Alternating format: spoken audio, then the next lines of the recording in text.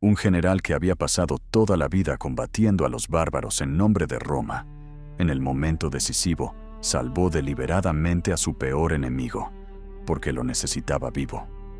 No es una paradoja ni un error. Es el cálculo frío de un hombre que entendía la política mejor que nadie en el siglo V. Si te apasiona la historia de cómo los intereses personales de los generales determinan el destino de las civilizaciones, suscríbete al canal y escribe en los comentarios. ¿Crees que Aecio actuó correctamente al dejar escapar a Atila? Nos espera el relato de la batalla de los Campos Cataláunicos, el mayor choque de pueblos del siglo V, que nunca llegó a ser decisivo, para entender cómo acabaron en el mismo lugar y al mismo tiempo hunos, visigodos, alanos, francos, ostrogodos, borgoñones, gépidos y romanos, todos juntos y todo a la vez. Hay que comenzar con la llegada de los hunos a Europa, unos 80 años antes de esta batalla. En los años 70 del siglo IV, llegaron de Asia unos nómadas, de los que en Europa no se había oído hablar antes. Arrasaron a los alanos, aplastaron a los ostrogodos, empujaron a los visigodos al otro lado del Danubio, al territorio del Imperio Romano, y con ello pusieron en marcha lo que los historiadores llaman la gran migración de los pueblos. Los hunos avanzaban despacio pero de manera imparable. Para los años 20 del siglo V, se habían asentado en Panonia, en las tierras de la actual Austria, Hungría y Serbia, justo a las puertas del Imperio Romano de Occidente. El verdadero poder de los hunos se hizo evidente con el caudillo Atila, que llegó al poder en el año 434. Reunió bajo su mando a la mayoría de las tribus bárbaras al norte del Danubio y el Mar Negro.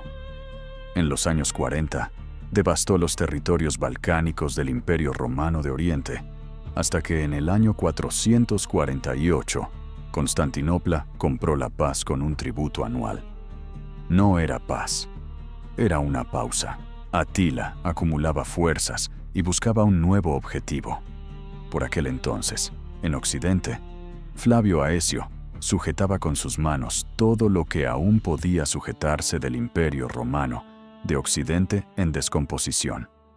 Formalmente, era el comandante en jefe al servicio del emperador Valentiniano. En la práctica, era el hombre sin el cual el Occidente romano hacía tiempo que habría dejado de existir. Su biografía era casi increíble.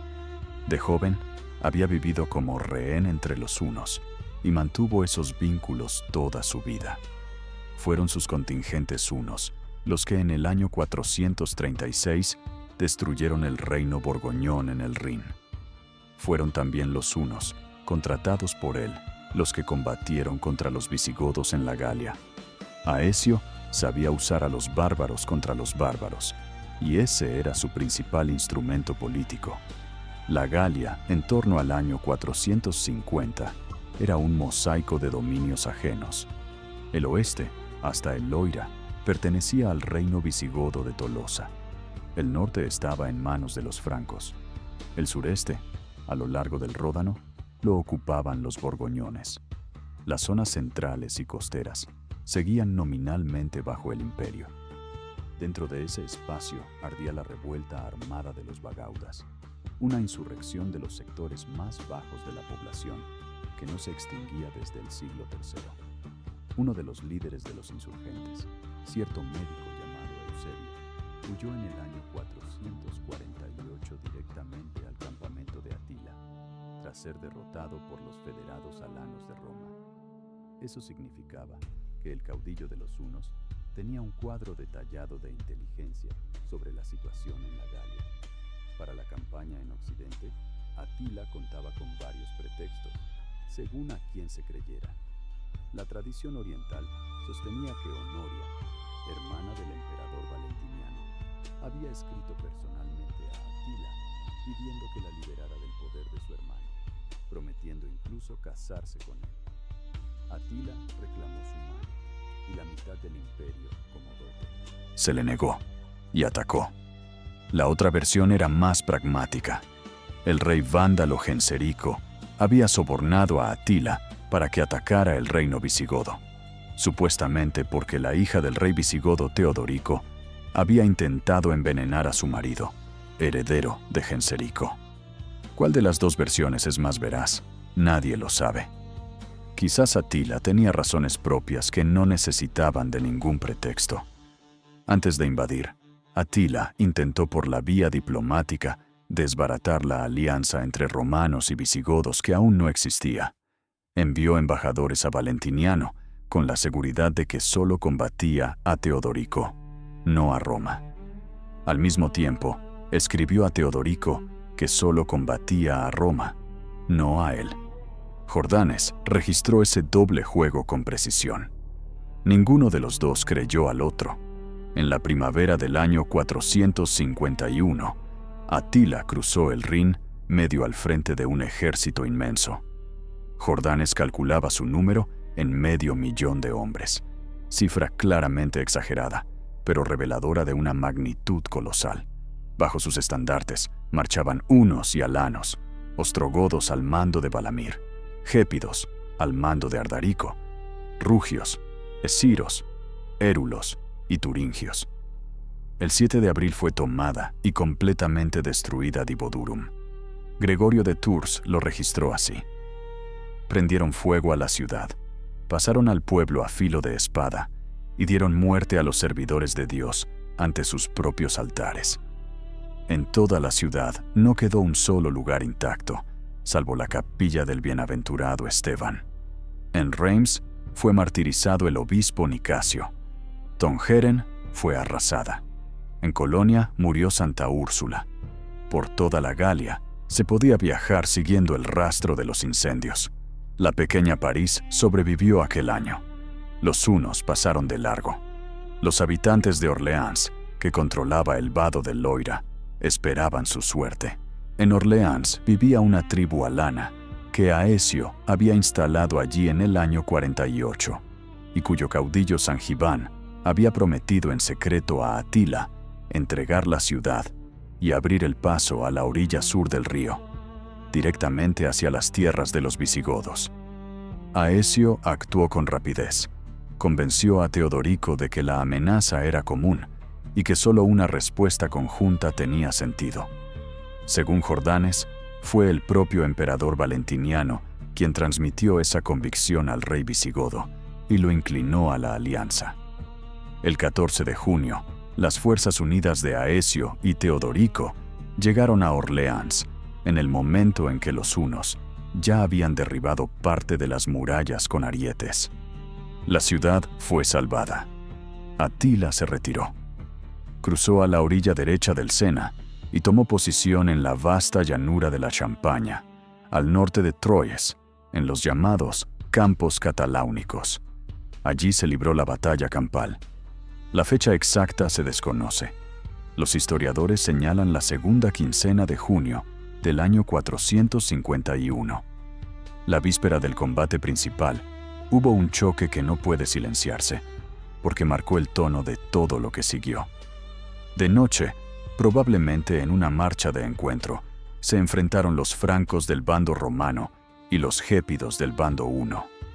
En esa reyerta nocturna, murieron 15,000 hombres de ambos lados, antes de que los ejércitos principales hubieran formado siquiera en orden de batalla. Al día siguiente quedó clara la disposición. Entre los dos ejércitos se alzaba una colina, posición dominante. Los primeros en ocuparla fueron las tropas romano-góticas. En el ala izquierda de los aliados se situó Aecio. En el ala derecha, los visigodos de Teodorico. En el centro, según Jordanes, los aliados colocaron al poco fiable Sangibán, el caudillo alano que ya había prometido su traición a Atila. Jordanes lo dice sin rodeos. Le tenían poca confianza. Poner al traidor en el centro era una forma de no dejarlo escapar. Entre los hunos, Atila, con sus mejores tropas, ocupaba el centro. Los ostrogodos cubrían su flanco izquierdo. Atila tardó mucho en ordenar el ataque. Jordanes apunta a 2 razones. Sus adivinos habían presagiado desgracia para los hunos. Y además, razón más racional, el caudillo alargó la espera deliberadamente hasta bien entrada la tarde, para que si las cosas salían mal, la noche que se avecinaba le sirviera de cobertura. Solo hacia la tercera hora de la tarde, los hunos atacaron la colina. Allí los recibieron los destacamentos de Aecio y de Torismund, hijo mayor de Teodorico. Los hunos fueron rechazados colina abajo. Entonces, Atila se dirigió a sus guerreros con un discurso que Jordanes conservó para la posteridad. Terminaba con estas palabras: quien pueda estar tranquilo cuando Atila combate, ese ya está enterrado.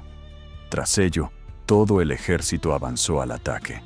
Comenzó la matanza que Jordanes describió con imágenes casi apocalípticas. Un arroyo que atravesaba la llanura creció con la sangre de los muertos y se desbordó de sus orillas.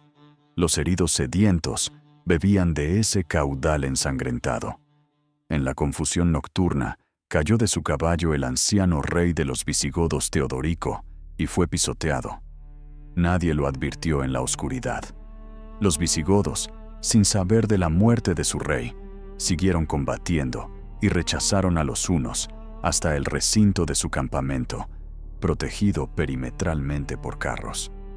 Torismund, de regreso a su campamento en la oscuridad, tropezó con los carros de los hunos y en la escaramuza que se produjo, recibió una herida en la cabeza.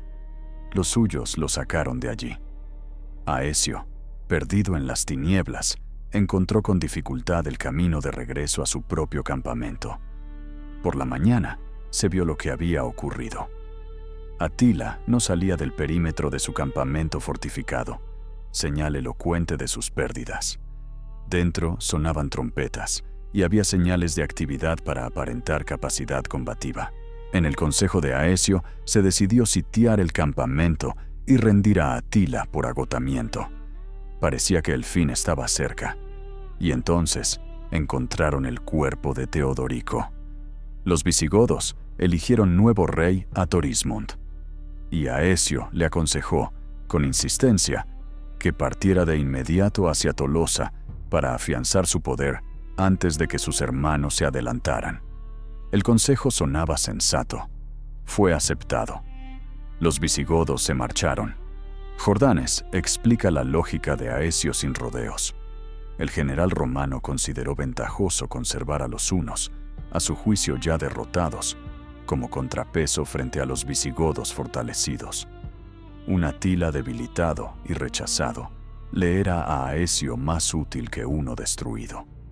Eliminar a los hunos significaba dejar a Roma frente a frente con unos visigodos que se habrían fortalecido de inmediato. Un Atila vivo mantenía el equilibrio. Pasado algún tiempo, sin que nadie los persiguiera, también los hunos se marcharon. El cronista contemporáneo Próspero, que observaba los hechos desde Roma, dejó escrito el resultado. Aunque nadie cedió, la destrucción de ambos bandos fue incalculable.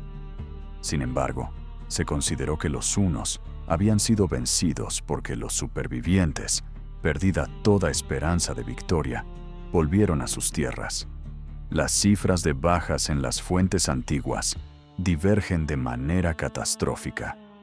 Jordanes hablaba de 165.000 muertos de ambos lados, sin contar los 15.000 caídos en el combate nocturno anterior. Y Dacio llegaba a 300.000. Sea cual sea la cifra real, fue la batalla más grande en la Europa occidental del siglo V. Atila no desapareció tras los campos cataláunicos. Al año siguiente, en el 452, rodeó los Alpes y atacó el norte de Italia por Panonia. Aquileia, la mayor ciudad del litoral adriático, fue tomada por asalto y destruida hasta los cimientos. Cayeron otras ciudades. Milán fue saqueada. Solo una epidemia en el ejército huno y un golpe de las tropas del Imperio de Oriente a las lejanas retaguardias de los hunos, más allá del Danubio, obligaron a Atila a retirarse. Se dice que no fue ajeno a ello el encuentro de Atila con el Papa León I, pero eso ya pertenece al terreno de la leyenda. En el año 453, Atila volvió a combatir en el Loira. Volvió a verse obligado a retroceder, y ese mismo año murió. Poco después de la batalla, nació una leyenda que el filósofo griego Damasio transmitió unas 5 décadas más tarde. Según esa leyenda, cuando los cuerpos de los caídos se desplomaron, sus almas continuaron combatiendo durante 3 días y 3 noches. Se oía el choque de las armas, se veían los espectros de los guerreros. La Europa medieval acogió con gusto esa imagen. La batalla de los campos cataláunicos se convirtió en símbolo de la victoria del mundo civilizado sobre la barbarie destructora. Atila entró en la literatura eclesiástica como el azote de Dios, instrumento del castigo divino a los cristianos pecadores. Pero si se mira con sobriedad, ¿qué ocurrió realmente en los campos cataláunicos? Atila no fue aniquilado. Se retiró con bajas, grandes bajas, pero se retiró con su ejército. Al año siguiente volvía a combatir, volvía a incendiar ciudades. El Imperio Romano de Occidente se derrumbó de todos modos, 25 años después de esta batalla. ¿Venció a Aecio? En términos de campaña, sí. La Galia fue salvada. En términos del juego largo, la pregunta queda abierta. Salvó a Atila para conservar un instrumento de presión, pero el instrumento se le fue de las manos, y al propio Aecio, en el año 454, lo mató de su propia mano aquel mismo Valentiniano al que había defendido toda su vida. A veces los más brillantes tácticos acaban perdiendo, no frente al enemigo, sino ante su propia lógica. Si este relato te ha atrapado, suscríbete al canal. Nos esperan otras historias de batallas en el filo de las épocas. Y escribe en los comentarios, ¿fue Aecio un genio que salvó a Roma? ¿O un político que al final aceleró su caída?